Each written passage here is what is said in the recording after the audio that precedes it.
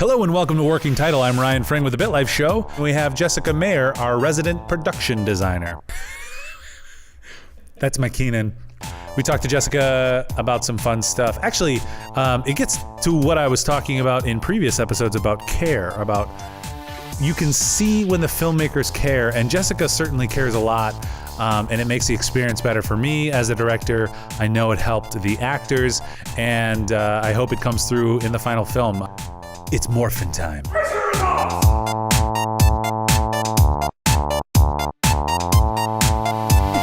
we were talking with Julia earlier, and the important thing is good people. Yep. You know, and people who work long hours and sit around and wait until they're needed, or do things even when they're not needed to prep for the next thing. And you're a fantastic example of that as our art director, set director, costume designer. Like, what is your title? You have a title. I believe we played this game last time. I believe I'm credited as production design. Production design, yeah. So that was fantastic. So it was the role I played this time, I guess. Yeah. And then we're like, what can we stick under production design? Yeah, there was a lot. There was a lot, actually. There was building the office in the apartment. Procuring Dan's costume, which, any guesses where I went for that? If you remember from my last working title. Somebody said it. What was my last working title? Savers or? Goodwill. Goodwill. Yeah. They didn't have what I needed, so I had to go somewhere else. I didn't have enough time to source Goodwill the way I normally would, because with a project like this, it's really make do with what you have. Right. And you know, they didn't have it in the moment. I mean, I only have 5 minutes there. Right. At this There's point, literally minutes that you have to make a decision. Right. Yeah. Right. So. Yeah, and it worked out really well. And over there, that's where you set up the office. So we'll maybe show a screenshot. Yeah. You can do a screenshot of the office. Yeah, so we raided all of Backflip's offices, took out furniture, took out office supplies. I will say, until this film, Backflip owned no paper clips. That was one thing I had to go get. You know, would have... digital paper clips, though. Perhaps you had digital, but that doesn't help me make portfolios. Yeah. Exactly. So, you know, because I had to make the case files. Right. And I wanted to paperclip pictures on top, which is another thing I did. You know, go to Facebook, pulled Facebook profile pictures off and made villains. And I looked in every drawer and every cabinet. There was not one paperclip in the whole place. Yeah. So when I went and did my little run, you guys know how box paper clips. Oh, thank you. Yeah. They're somewhere. They're here somewhere. And we use paper occasionally, so that'll come in handy. Yeah. Well, that was one thing that was amazing, and I think it's how it should work. You know, I don't have a lot of experience doing that, because when we do production jobs, we're all kind of doing the art direction and that type of thing.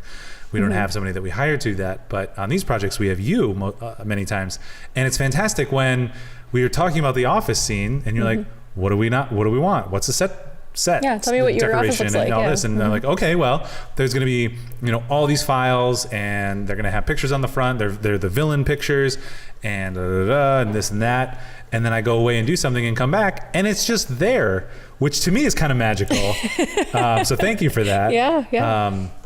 But it's, you know, again, with great people, you get that kind of work where I don't have to think. You ask questions, and hopefully I answer them in a capable way that gives you the answers you need, and then you can execute. Well, thank you. That's what my hope is. Yeah. So what was challenging with that? Was there, you know, was it a specifically challenging shoot in that regard, or? Well, fortunately, you had the bones of what we needed here. I mean, you had office furniture, chairs. I didn't have to go like... You didn't move the desk by like yourself? No, not me physically by my... I mean, I helped with it, but there were all the grips at the time. Because even I've done it, and it's really hard. Yeah. I don't wish anybody, except for grips. They're supposed to do that. Well, and we had to get it through the doorway. You know, if I had to just push it across this huge space by myself, no problem. But finagling it through doorways, you know, you need people for that. So no, they were heavy, as you know. They're big desks. And so I just said, put them in the general area and I'll place them where I need them after the fact. But yeah, they brought them in for me, which was great. Yeah. So yeah, that part was easy. And then just rearranging furniture, not that hard. But it was the details that I think made it. And you don't always see all those details on the film. But when David and Marion came back and they sat down, they said, I feel like I'm actually working, these case files, they're so cool. And I hope that helps them get into character more and be able to interact a little bit more, that they can just kind of immerse themselves in the set and feel like, oh, I really am in an office and I have if I was at this desk, I would have my pens here and I would have Post-it notes over here. So that was kind of fun. And it is also a psychological extension of what they're going through. And so it was really important to me that we get that right. And I thought every time that I asked for something, you just kept delivering it. And I think that would help them, especially with David, as he gets more disheveled. Yeah. His office, the first office scene, do we have 2 office scenes? We had 2 office scenes. One, things were a little neater and tidier and in order. Yeah. And then the second one was Post-its everywhere. I thought I was going crazy. Open files and. Exactly. So it's kind of showing how disheveled he's getting and unraveled he's becoming. And I do think that kind of plays with him as well, because his performance certainly reacted to kind of that energy that we created with the set decoration. Same thing in the set here. So I'm going to do the video thing again. Yes. Because over there we had the office set, and at the same time you set up the apartment set over here. So let me show that. I'm actually sitting just about where the TV was, smashed to smithereens. Yeah. So we, I think it was Tim and Ben and I were here probably till 12:30 or 12:45 in the morning, setting up the black screen so that we could make this big white wall look like a black wall in a nighttime apartment. And again, the hope was you'd show up the next morning and turn on the camera and go. So hopefully that worked out. Yeah, and I was really excited about that because there's a lot of discussion and kind of creative discussion about, well, why don't we just put the TV on a wall? We could easily do a wall.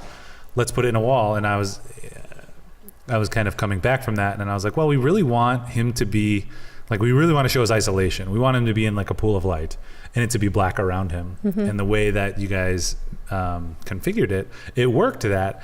As soon as we did our little color correction for the scene, the background fades away. And so it looks like he's just sitting in the center, of nothing. And that's because mentally that's where he's at. This is all that exists to him, his research, and then he follows the news as well.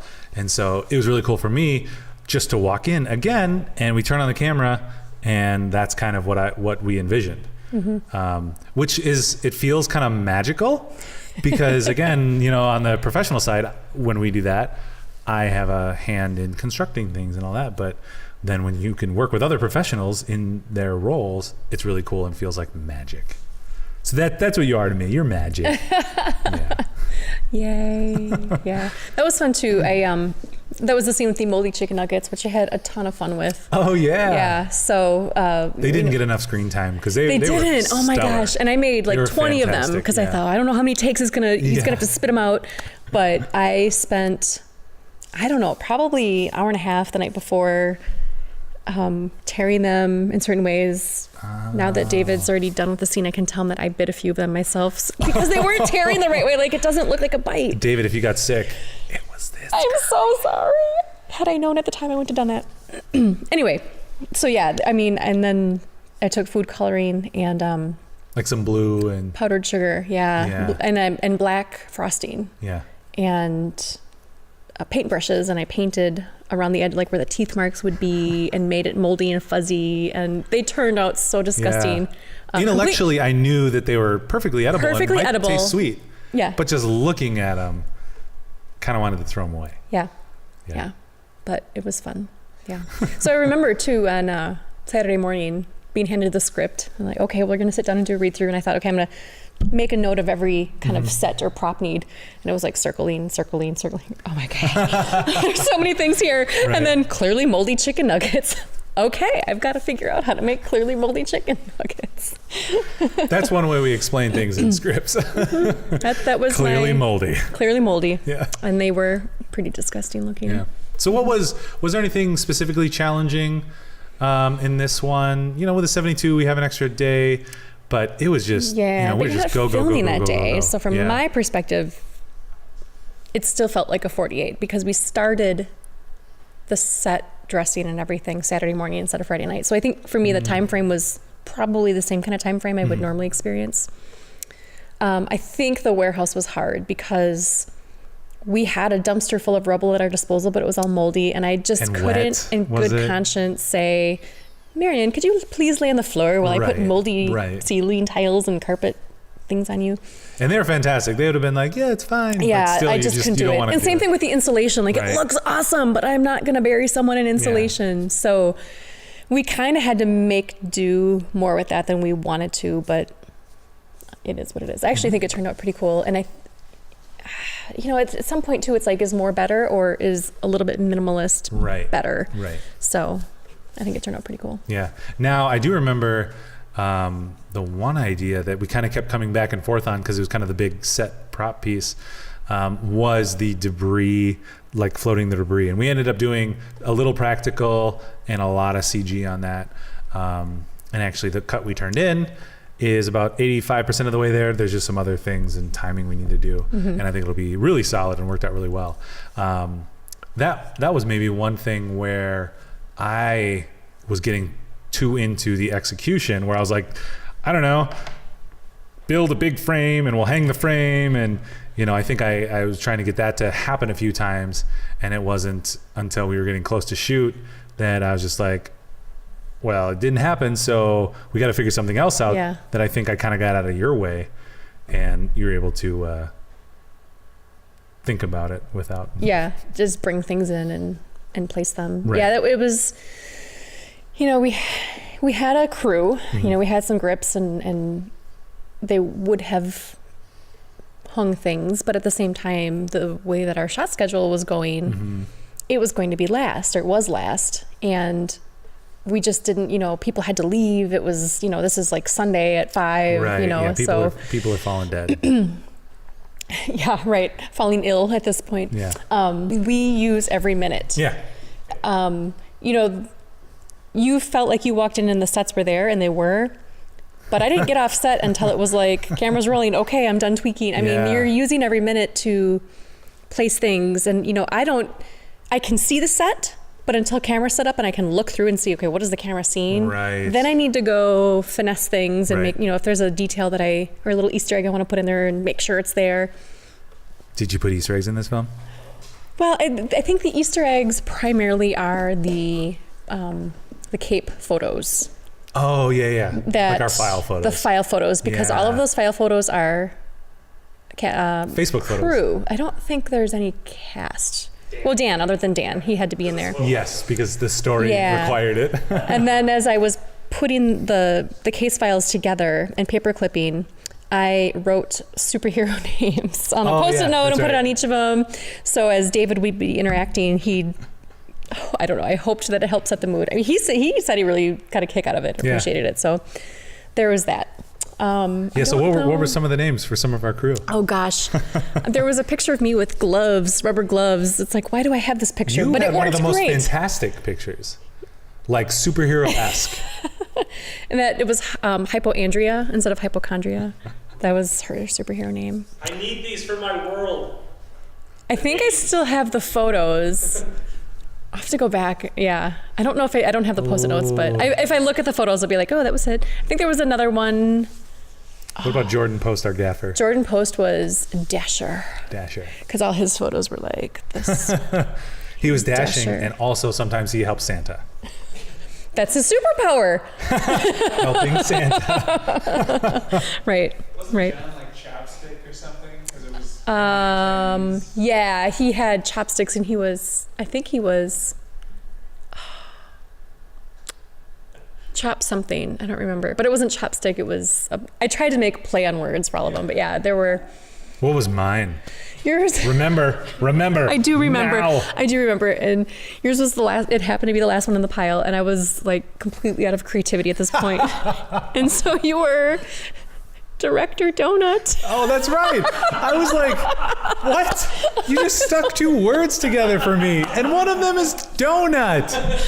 Everyone had pretty cool I guess I was You were eating a donut, and I just was like, I don't know, something with a donut. And he's the director. Director Donut. That was it. I'm so sorry. That's right. Found the villain for the sequel. Director donut. Director Donut. He spreads obesity. But it's the little things like that I think being a filmmaker is about being thoughtful. Mm-hmm. And that thoughtfulness comes out because there's kind of a completeness to it, you know? Mm-hmm. Like you look at your sets and there's lots of care and love that goes into it. And I think that just makes for a better set and a better scene. Yeah. And, you know, when I first started kind of dabbling in that, I took the same care then as I do now. And then I would see the final product and I'm like, but you didn't show the entire apartment. Yeah. I mean, and sometimes like something's completely cut. So then I thought, well, maybe I shouldn't do that. It's not even going to be shown, but you can't just act well in an empty space. You need all those details there. So I still put tons of little details in, try to get it all out there. So. The door scene that was cut. Yeah, so there was an art door, a graffiti door. That's okay. I had kind of forgotten about it because I was starting to not feel well. And you were like, we're going to do this one in 15 minutes. I'm like, you are? Crap. So I went online and I Googled a bunch of no-name band posters and printed them all out. And I made this collage. I had the graffiti door ready. And I was like, yes, I did it. Like, nobody's like waiting on me. And then you walk over like, oh, we're just going to cut that. Yeah. Okay. I felt bad. Did you get a picture of it though? I did. It's in my phone. I have a picture of it. So we have it's memorialized. Yeah, it was one of those scenes that was a kind of useful setup. But when we came down to it with the schedule, we're like, wow, we really kind of need to get in there and start doing this stuff. So we had to cut it. And I think it was one of the only things that we cut. I think so. Because everything was so tightly wound together. Mm-hmm. And then there was the apartment scene. Yep. And that was fun. Just to be like, okay, now he's going crazy. And so he needs all these files and all this, debris. Yeah. There were so many more empty booze bottles that you just don't see. Yeah. You know, there was debris on the couch. I had crumpled up napkins with like pizza grease fingerprints on them. You don't see all that. We had pizza the night before and I went to a few people. I was like, don't eat your crust. I want your crust. So there's pizza crust in the box. You know, there's just, you don't necessarily catch it on camera, but to feel that when you get onto the set, you need those little details there. Otherwise it doesn't work. Right. And I think, again, like you're saying, to feel that when you're on set, I think all that comes through in the film as well. You know, had there not been the care and level of detail that we had, I think that then you notice holes, you know, because reality tends to be messy and reality is grease stains on a napkin in the corner of a scene that maybe one person notices, but nobody else noticed. Yeah. So to think, you know, to even consider that, I think is a testament to your dedication and skill. Because I came in and was like, okay, lots of files and mess. You know, I gave you two phrases or, two words. And from there, you're able to develop, the concept, again, kind of an outward representation of his psychological state. And do it in a way that it's correct, which is fantastic. Like, again, choosing the right people. We don't have to come in and say, oh, this isn't right. Why is this here? You get it. You were in that early meeting. That's why I thought it was important. Yeah. Once we had the script, you guys missed that. That was fun. It actually was fun. That sounded really sarcastic. Yeah, no, it was fun. It actually was fun because we sat with the heads of departments and went through the script and read it. And then we're like, okay, let's talk about from your perspective, different things or questions that you have. And so Jess is like she said, circling things and okay, we need this or what's this or that or this. And I hadn't even thought about many of those things in that level of detail. And that's why you have the right person for the right job. Yeah. So another fun thing that I had to make was a body bag. Oh yeah. There was this, the murder and bag. then, the paramedic shows up and takes away the body bag. I'm like, so I need to make a body bag. Yeah. Okay. All right. Let's do this. So I had See, that's the right attitude. I had That's an great. old garment bag, and I just took gaff tape over the label, filled it with apple boxes and my bags of stuff that I had with me to make it lumpy. And that's what you see Matt drag away at the scene. There's actually an Easter egg in that scene that I put there for you as well, because you kept saying that his David's kind of descent is kind of like Walter White in Breaking Bad. Yeah. So there's a Los Pollos Hermanos apron in the background. Oh, that's of right. That scene. That's right. It's a little Breaking Bad. Yeah, reference for you because it's a there. bakery. Mm-hmm. That's right. Yep. But I thought if she wears it, it's too much. So I'm just going to put that the murder victim was wearing that apron. That's awesome. So where is that?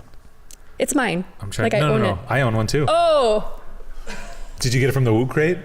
I got it from my husband. No. Did he get it from the Loot Crate? I have no idea where he got it. I I just showed up one day and I was like, hey, there's a Los Pollos Hermanos apron in the kitchen. Think you got it from the same Loot Crate that I got it from. Maybe.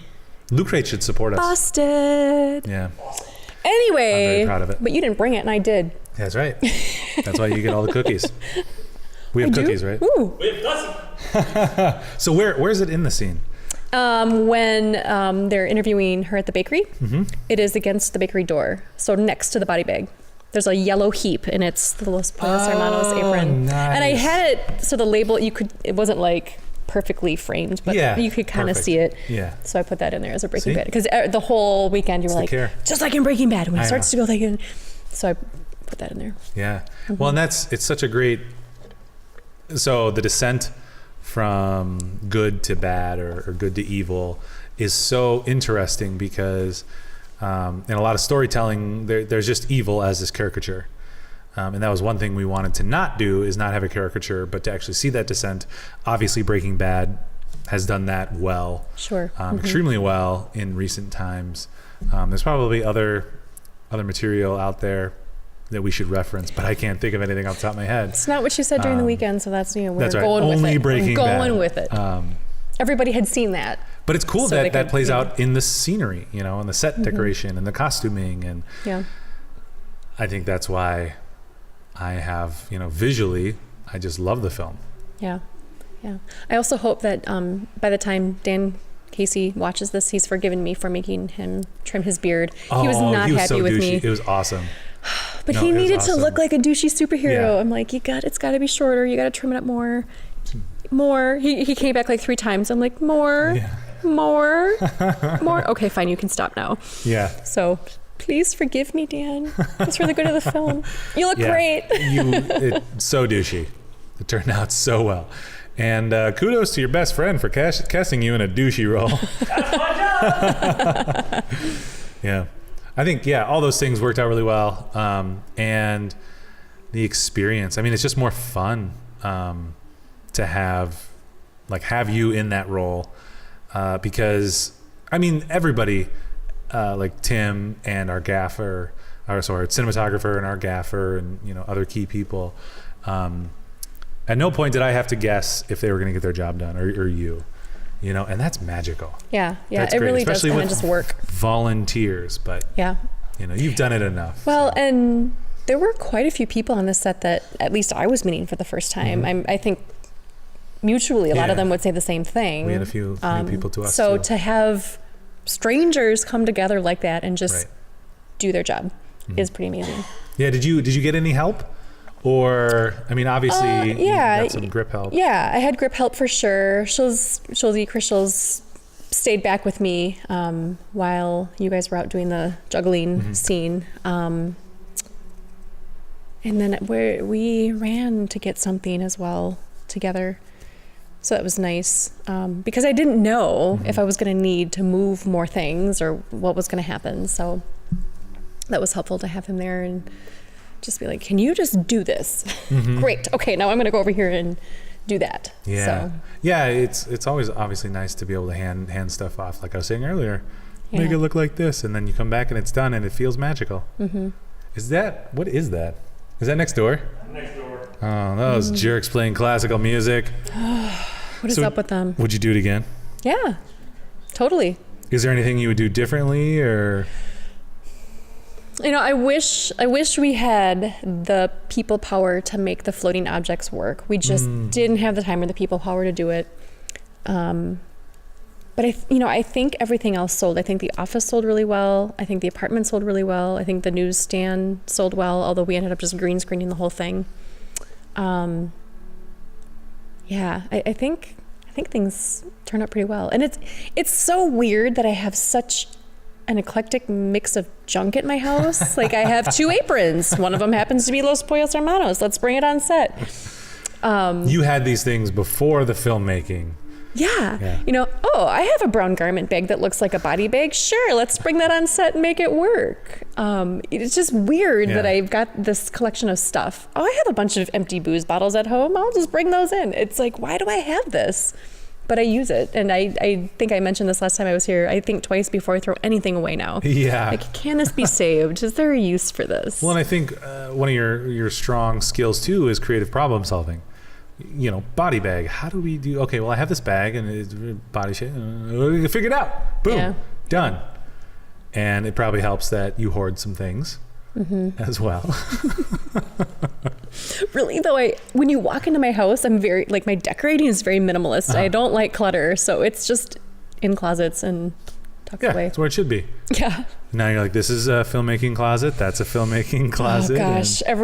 Behind every closed door is filmmaking closet for sure. Is there any new lessons learned or anything you're going to take into the next time or any wisdom that you have to impart on the young or old filmmaker or Jeff's sister who's watching what I think is unique about this project was the ability to set up multiple sets at once. That doesn't happen. That's the first time I've been able to have the apartment and the office, for example. Like that? I did, because when they finally get here and they're blocking and you're setting up camera and you're like, I can't be there anymore because I'm in the way. I have something to do over here. So that was kind of cool. And you could also see it because there were tweaks that we made from the first setup and in the office too. So there was always something for me to be working on, which was nice. Could I have set up the apartment in the same place after the office? Sure, but that's another 90 minutes at least for me to break everything down and then set up the apartment. So I think it was really cool to be able to have that in the same location. That doesn't happen very often. So that was very fun and interesting. And, if you have the luxury of doing that, I would highly recommend it. Firmament Films. Firmament Films. I would like to plug that. Yes, we are firmamentfilms.com. Yeah, Princess Night's going to be starting up again soon. I'm really excited for that because there will be family heirlooms in Scarlett's bedchamber. Oh. So that'll be fun. Yeah.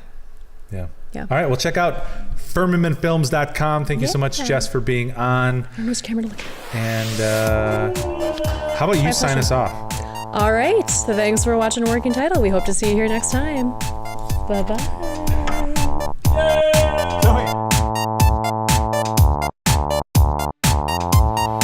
Speaking Canadians to join the revolution on the side of the 13 colonies. One expedition left for As of lately, my kidney stones have been building up in my pisser. It's the truth. So when I say right foot forward, I'm going to put my left foot forward. Combat stance. So if I say jab... Oh, but I'm right-handed. It doesn't matter. I'm right-handed too. No, but if this is a real situation and I was going to punch you, and I would, I probably wouldn't punch you with my left. So juggling those balls. Don't put that in. What are you laughing at? Yeah.